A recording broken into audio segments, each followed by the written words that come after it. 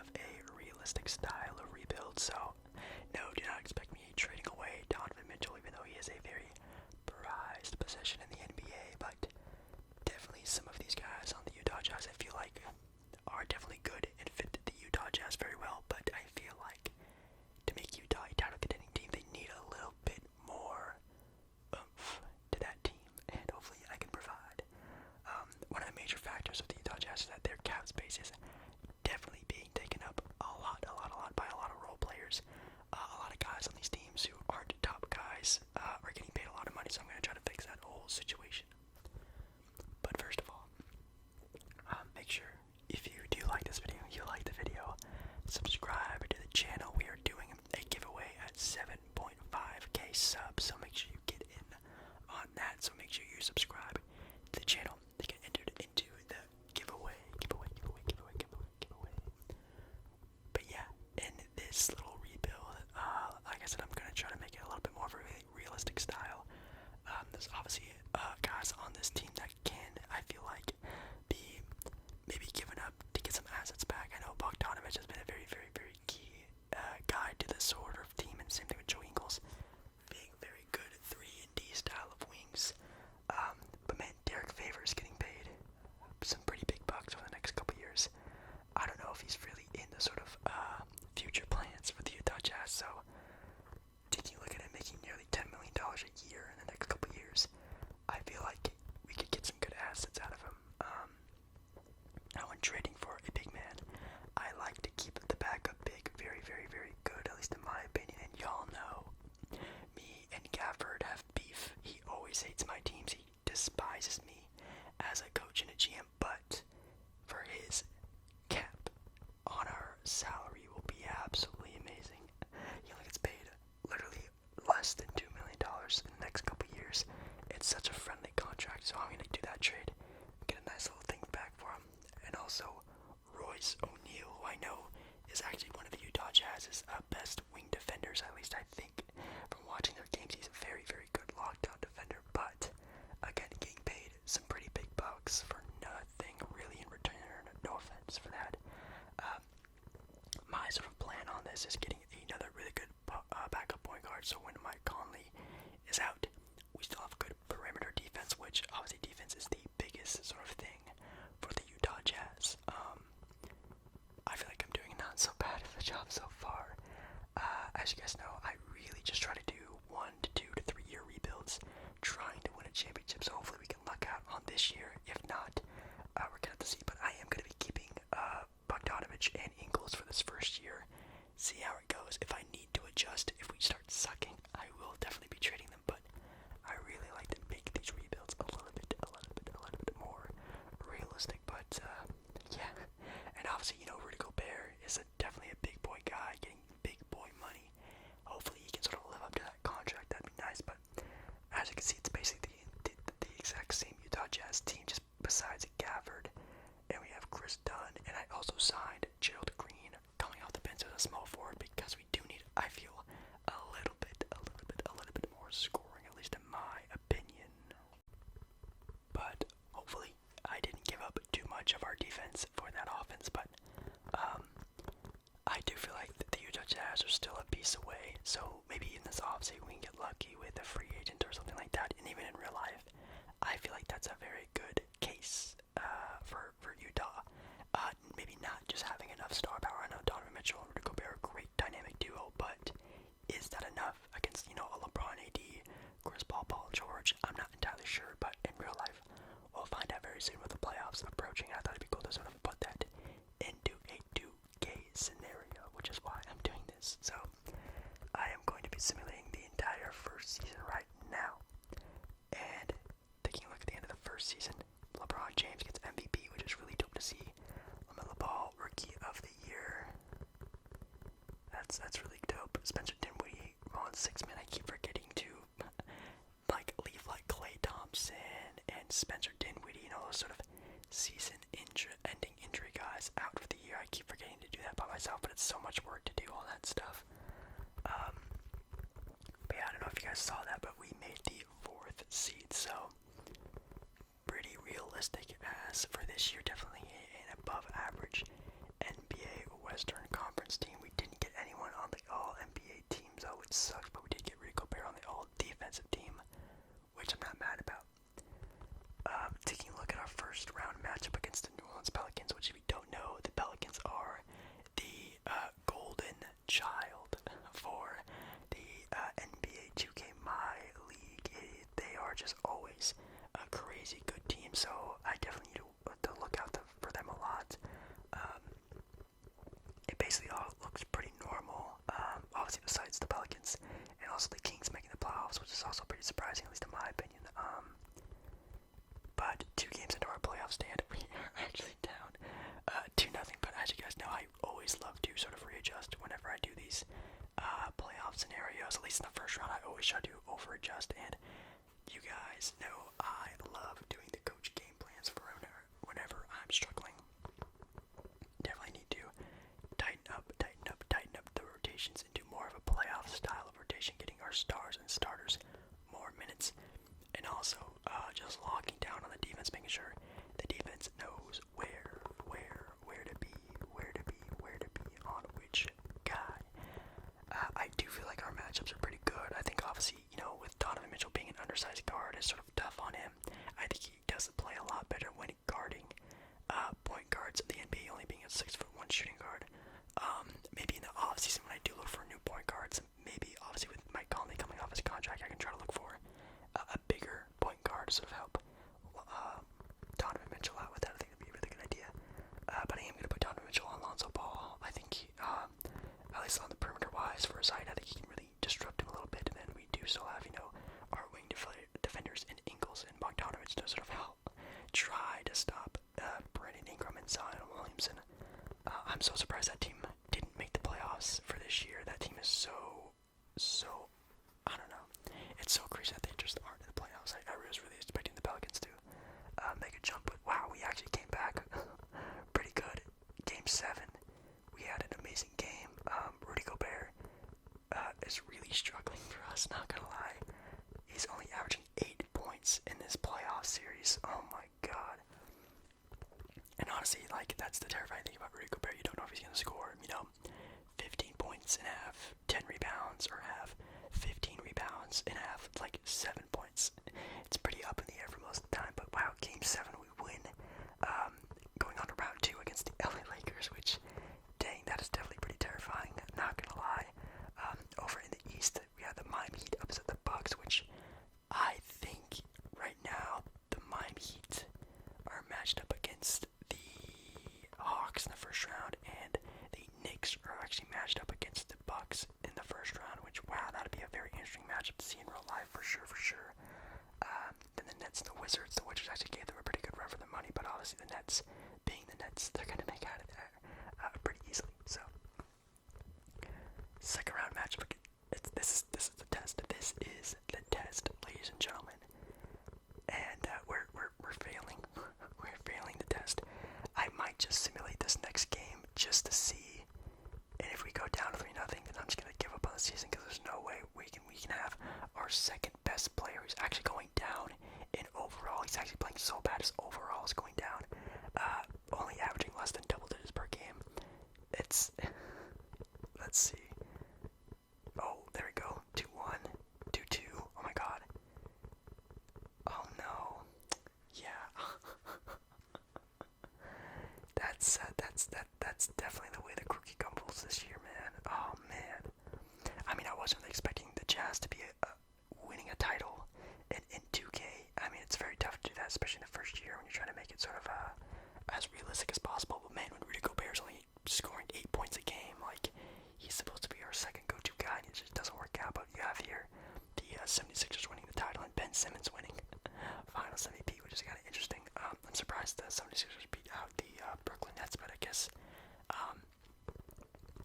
if the 76ers defense really locks in real life, that could definitely happen. I think so. Wow, the Magic gets the first pick. That's actually pretty cool. And you have the Cavs and Pacers. I don't think I traded for a pick. I know we have a pick though, but I don't think I'm really even going to use it. But I do need to do some coaching stuff. Maybe look at some new GMs and whatnot. But I will see and simulate you guys to the NBA draft. Boom. And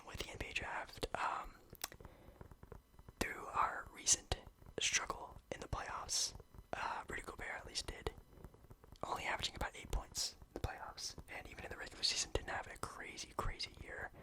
Um, Joe Ingles getting paid, above double figures in money this year, and I just don't know if those two guys are worth it. So I am going to be exploring the trade market for him. And Chris Middleton, not bad. I really need to find maybe another center, or just maybe the best case scenario, maybe. But it is kind of hard to see what I could get. I could get a backcourt of De'Aaron Fox and Donovan Mitchell. I don't know if that's necessarily a better dynamic duo. Brandon Ingram would be really dope. I've already done a rebuild where I do get Brandon Ingram. That's the Portland Trailblazers when I trade CJ for Brandon Ingram. I thought that was kind of a cool one. So maybe I don't want to redo that one. Christian Wood. Oh man. D'Angelo Russell, CJ McCollum, Russell Westbrook. Yeah, I don't know if any of these guys are really putting me over the top. There's Clint Capella, but honestly, these guys are just very similar in game style. But I obviously think Rudy Gobert is just better at that. I think Brandon Ingram is definitely the most interesting piece. But like I just said, I think I just did a rebuild him, and I don't think that really puts me over the top. But we're checking out for trades for Bogdanovich. I actually find this one, and it's for Miles Bridges, which, if you guys didn't know, is actually, turning out to be a very good young player in the NBA, especially for the Charlotte Hornets this year. Why not bring that to my team? It cuts a lot of money from our, cap. I really want to get enough cap space because we are going to need a new starting point guard after this year with Mike Conley leaving. Hopefully we can get it done. But taking a look at the little free agency screen here, we do have Kawhi here, which, he's obviously going to be a lot of money, and we don't have a lot of money. We have about 15, give or take, million in the bank.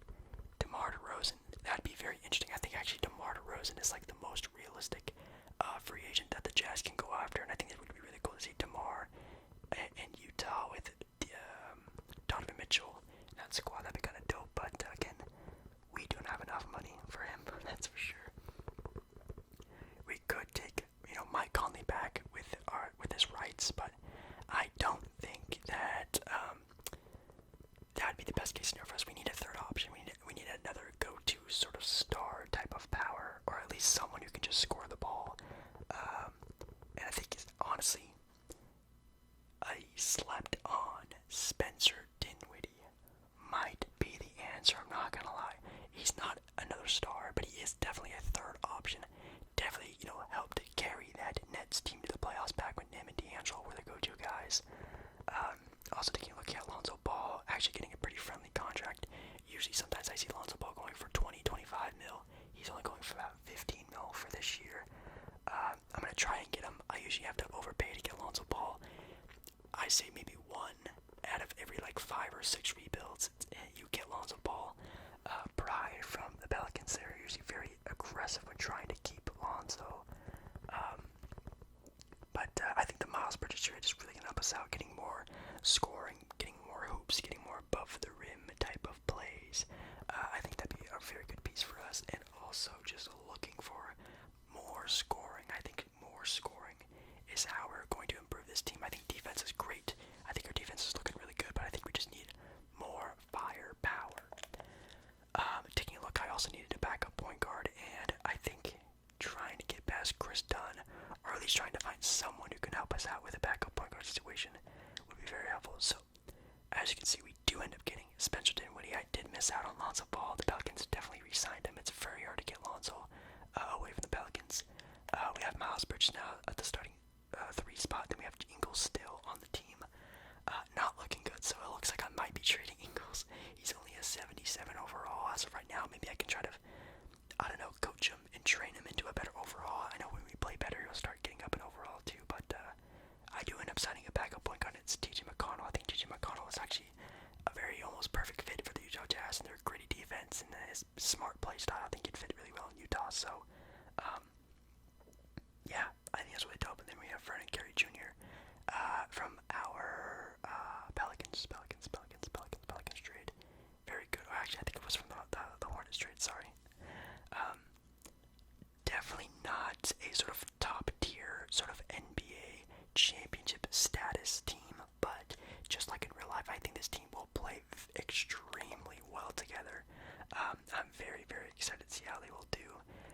can see halfway through the season, we're already the number 2 to 4 seed, which is great. We're number 3 in the power ranking, so honestly, a lot like real life. It seems like it's coming to be in 2K as well, which is really dope. I am very surprised about Utah. I think Utah last year in the playoffs were very, very, very overwhelmed with the playoffs, and only Donovan Mitchell really stood out to me in that series against Denver. But now, man, they look like they can be ready for any team in the entire NBA. Honestly, with having the best record, I think maybe Phoenix has Utah still has it. But yeah, year number 2. Hopefully, we can get kind of lucky in the playoffs this year, and we're gonna really need to if we want to get far. I think now it really just comes down to matchups. If we can get the right matchups, I think we can make it to at least like a conference finals. I think we're looking pretty dope, especially with the sort of development with Donovan Mitchell. Hopefully, he's up to a minimum 90, 91 overall. I think that'd be really dope. Wow, Shea actually gets All NBA 13. That's really dope too. But yeah, we are the 2nd seed going up against the Memphis Grizzlies, and I actually really like our side of the bracket. We have to worry about the Mavericks. Not gonna lie. And then in the East, no one really crazy. The Nets fell to 5th, which I don't know why that happened, but it seemed like it did. And then we still have the Knicks and the Hornets. Well, they're still looking pretty scrappy over there. Not gonna lie. And let's see. We do have a first round matchup, like I said, against Memphis. It was usually a pretty good juggernaut in 2K at least. The potential of those guys go up super high and crazy. If you guys played the My Leagues part of 2K, you would know that, but we handle them pretty well. And look at that. We don't even have to worry about Luka Doncic in the Mavericks. Wait a second. Oh my god, is that Kawhi Leonard? Oh my god. So you're telling me a team of Luka, Kristaps, and Kawhi Leonard didn't make it out of the first round? Oh my god. They even had Malcolm Brogdon on the... Oh, yeah, that's the Pelicans. Sorry. So the Pelicans have Brogdon, Ingram, and Zion, and then they had Luka, KP, and Leonard. Holy wow. That's crazy. And they lost in 6. That's crazy. We also had the Nets get upset as well by the Miami Heat. Well, not really an upset, but I guess it kind of is. And the Hawks as well upset the Knicks in the first round. That's super crazy. Wow. That's great. Like I said, if we can get a good matchup so we can make it to the conference finals at least. And look at our boy, Spencer Dinwiddie. Like I said, even Rudy Gobert, like I'm playing extremely better than he did last year. Thank you so much, Rudy. And looking at our boy, Donovan Mitchell, playing like the superstar that he needs to be, playing very well. And again, like I said, Spencer Dinwiddie is just playing so good for us, like I said. And I'll keep saying, they need more options. They need a guy who can score the ball with ease without, a lot of attention and things like that. I think Spencer Dinwiddie is actually a very good piece for them. Taking a look at our competition, though, the Nuggets looking pretty good against the Lakers. The Lakers lost out, which just kind of makes sense. LeBron is very, very, very old now. He's probably, 37, 38 now at this point, so that's kind of terrifying, but it looks like it was just the same Laker team and the same Nuggets team. In the East, thank God, it looks like our luck is starting to turn for us, ladies and gentlemen. We're looking really good right now. We only really have to worry about the Western Conference Final against in the East. No offense, but I think we can actually beat out against this Miami team, and also the Atlanta Hawks. I don't think that they are developed enough. They took out the defending champs though, so maybe we need to look out for them if we do meet them up in the finals. But wow, that team, they blew them out by 30. That's super crazy. The 76ers defense is immaculate, but yeah, sometimes their offense gets a little stalled out, so hopefully that doesn't come into play in real life. But we have the Utah Jazz and Denver Nuggets, and then over on the East you have the Miami Heat and the Atlanta Hawks. Wow. Starting at the series 1-1, 2-1. Come on. Oh yeah. Oh my goodness. Oh no, wait. Did I speak? Okay. I thought I spoke too soon, but wow. That's crazy. And look at this. We're looking really good. I'm not gonna lie. I'm very proud of the improved play of Rudy Gobert. I don't know what happened. I think he might have heard us talking about him, but even though Jokic had a very good game, the others of the Denver Nuggets didn't seem to really step up, which is kind of sad, and also a very realistic outcome to that team if those others don't stand up with him. Like obviously Aaron Gordon not having the greatest of games to sort of help his team out, but